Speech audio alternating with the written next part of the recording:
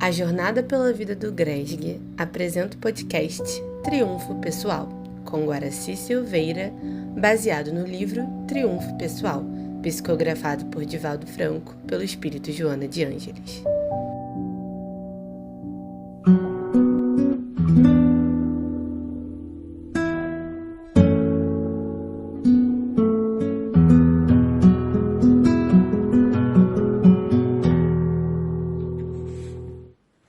Prezados amigos e amigas que estão estudando conosco o livro Triunfo Pessoal, da Joana de Ângeles, na psicografia do Divaldo Franco, eu sou Guaraci de Lima Silveira, da cidade de Juiz de Fora, e nós estamos estudando o capítulo 2 do livro Triunfo Pessoal, e estamos terminando o capítulo 2. Ela dividiu em 3 itens: inteligência, sentimento e vontade. E nós estamos estudando agora o último item do capítulo 2, que é a vontade. Leon Denis, ele coloca no livro O Problema do Ser, do Destino e da Dor, a vontade como sendo uma das grandes potências da alma, se não a maior potência da alma, não é? E aqui a Joana vai fazer exatamente esse estudo sobre a vontade. Vamos ver como que é a visão da Joana de Ângeles desta potência da alma. Então ela começa dizendo o seguinte: Nietzsche, o filósofo alemão, definiu vontade como o impulso fundamental inerente a todos os seres vivos que se manifesta na aspiração sempre crescente de maior poder de dominação. Nietzsche foi um filósofo alemão do século XIX, ele desencarnou em 1900, então ele viveu a vida dele toda no século XIX. Ele diz o seguinte, que a vontade, né, é um impulso fundamental que todos os seres vivos têm para aumentar seu poder de dominação. Então vamos ver aqui.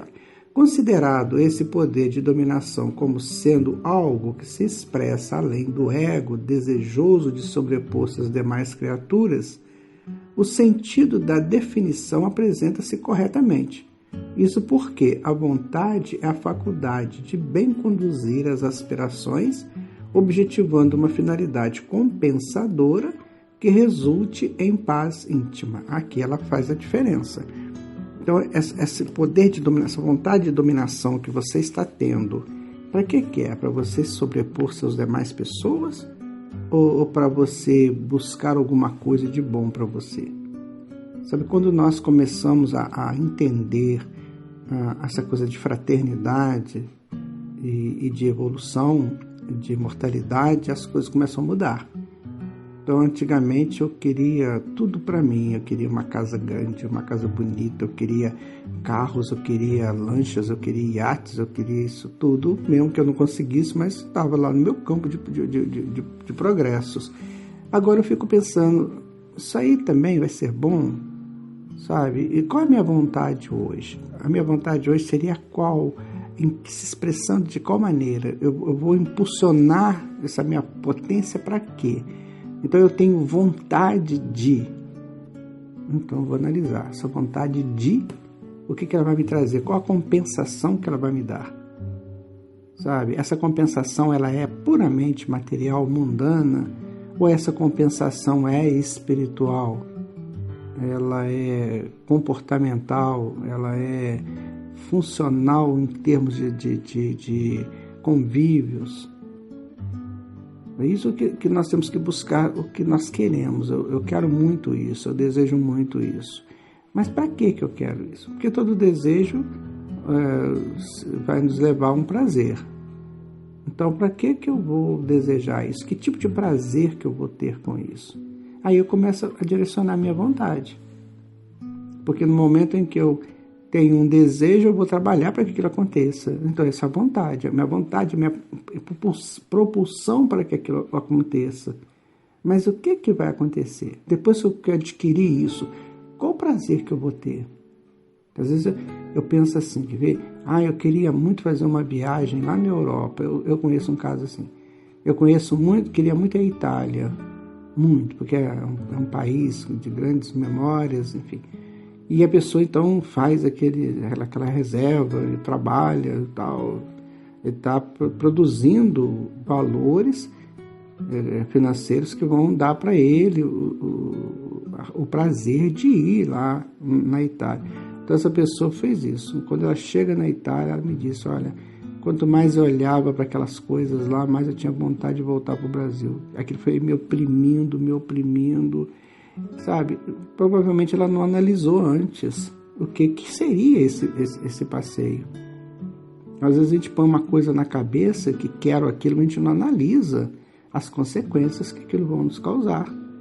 Será que vai ser bom, por exemplo, para mim ter isso? Às vezes eu penso assim, não, eu quero ter um carro.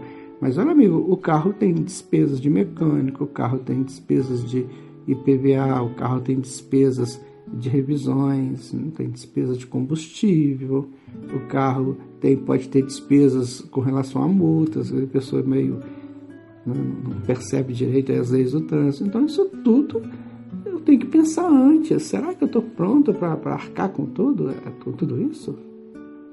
Continuando aqui, somente através da sua conscientização é que os indivíduos descobrem as infinitas possibilidades que se lhes encontram à disposição para o processo de desenvolvimento interior, tendo em vista a autorrealização, tá vendo? Então, é isso que nós estamos dizendo, tudo que eu quiser, que eu botar minha vontade para trabalhar, tem que ser para a minha autorrealização, mas num campo positivo. Não adianta falar assim, nossa, eu tenho isso, eu vou fazer isso. Tem pessoas que vivem no mundo da ilusão. Nossa, vive no mundo mágico. Tá vendo o que eu fiz lá? Eu fui lá em tal lugar, eu vivi isso, eu fui aplaudido, essa coisa toda. Será que é mesmo? Eu fico pensando muito em Jesus, sabe? Os evangelistas não colocaram, se eu estiver enganado, por favor, vocês me ajudem. Mas os evangelistas não colocaram lugar nenhum que Jesus foi aplaudido com palmas. Lugar nenhum. Nem depois do Sermão do Monte. Coitado daquele povo para entender aquilo, para aplaudir. Tem gente que vive de aplausos. Se você não me aplaudir, eu estou perdido. Por favor, me aplaudam. E Jesus não viveu isso. Pelo contrário. Será que alguém aplaudia Jesus? Eu nunca li isso. Nunca Amélia Rodrigues colocou, Humberto Campos colocou, os evangelistas, os estudiosos dos evangelhos, nunca vi assim, naquele momento, quando terminou, Jesus foi aplaudido. Jesus falou 4 sermões, né? Sermão do Monte, sermão profético, o sermão do cenáculo, o sermão dos 8 ais. E ninguém fala que ele foi aplaudido. Então eu tenho que buscar esse aplauso. Será que esse aplauso é bom mesmo para mim? Até que ponto esse aplauso é bom? Pode ser que seja bom, sim, porque significa que você cumpriu bem seu papel. Mas se não for um aplauso sincero, se for um aplauso formal, viu como é que é importante a gente pensar nisso? A vontade, no entanto, procede do self, cuja maturidade se exterioriza em forma de querer e conseguir, ou de não desejar, e por isso mesmo considerar-se fraco, incapaz de atingir as metas que os outros alcançam. Tudo, nós já falamos sobre isso, cada pessoa vive a sua curva de evolução. Então tem coisas que eu não posso ainda adquirir, eu vou querer coisas que não me competem ainda, que não fazem parte de mim. Eu tenho que analisar, olha, isso aqui eu posso, eu vou fazer da melhor maneira isso aqui. Agora o outro lá não dá. A Jana fala que o desejo e o prazer vão se transformar em paz e felicidade lá no futuro. Então a paz, por ter buscado algo que realmente me satisfaz, me alimenta espiritualmente, e a felicidade por ter feito isso. Porque enquanto eu estiver só no desejo e no prazer, eu posso correr sérios riscos. Porque eu posso desejar errado e viver um prazer que eu não quero viver. Quando o caso do prazer sexual, por exemplo, prazer sexual é complicado, porque se ele não tiver como diz o Alexandre no livro Missionários da Luz, diz para André Luiz, se não for uma troca de qualidades nobres, dificilmente esse prazer vai ser bom. Esse prazer vai ser um prazer amargo, às vezes, né? Verde. Já viu quando a pessoa come uma fruta verde? Né? Ele não sente o prazer da fruta. Ele está com uma fruta na mão, mas ele não sente o prazer da fruta, porque a fruta ainda está imatura. Então, um relacionamento imaturo, o exemplo de sentimentos puros, é aquilo, é aquela coisa imatura, aquela coisa verde, é um prazer estranho. E aí, por aí, nós vamos buscando certos prazeres que não sei se vale a pena, se o espírito vai crescer por aquilo. Tem coisas assim que ficaram, já passaram, sabe? Já não tem mais validade nos tempos atuais para nós. Sabe aqueles homens, naquelas reuniões lá dos grandes chefões com aquele charutão, aquela fumaceira? Nossa, eu fico vendo esses filmes às vezes, não vendo não, passa aqui, eu observo alguma coisa, mas olha, era interessante aquelas reuniões, aqueles banqueiros antigamente, daquele charutão, o ambiente impregnado daquele processo de nicotina, todo mundo morrendo aos poucos ali, um matando o outro. É sério, sabe? Muito sério. Continuando aqui, a razão indica a necessidade de lograr-se algo, e a vontade pode ser considerada como o ato mental que deve ser transformado em ação mediante o empenho com que se utiliza. Não é? Então a razão indica uma coisa, olha, isso aqui é bom, e a vontade impulsiona para você conseguir aquilo. Aí que tem a coisa, você tem que estar com a sua razão bem afinadinha, no que realmente é bom, no que realmente é justo. É bom que a gente pense mais sobre o Evangelho, porque o Evangelho é que vai modular essa razão. Ele assim, ele coloca ali no prumo a tua razão. Isso aí pode ser bom, mas não me convém, como dizia Paulo. Então aí, se você analisa uma coisa, você achou que aquilo é bom, a vontade vai te levar até aquilo. Por isso que é bom analisar antes, que a vontade é uma impulsão, ela vai te levar, como diz lá o Nietzsche, né? É uma aspiração, né? de poder, de dominação, certo? Quanto maior o desenvolvimento intelecto-moral do indivíduo, e mais ampla será a sua capacidade de lutar e vencer, ampliando-se-lhe a área da vontade que se lhe exterioriza, auxiliando na conquista de patamares mais elevados que sempre estimulam a novos cometimentos. É um crescente, a vida é um crescente.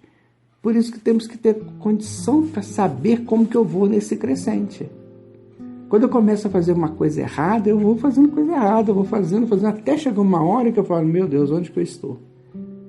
É o momento da autoavaliação, eu fiz tudo errado, tem que começar tudo de novo. Aí tem que arrepender, tem que reparar, tem que espiar, como diz Allan Kardec. Sabe? Então eu tenho que tomar cuidado nessa minha busca daquilo que eu quero. O que de fato que eu quero? O que de fato me é útil? O que de fato vai me fazer crescer? Amigos e amigas, vamos prestar atenção numa coisa séria. A desencarnação é fato.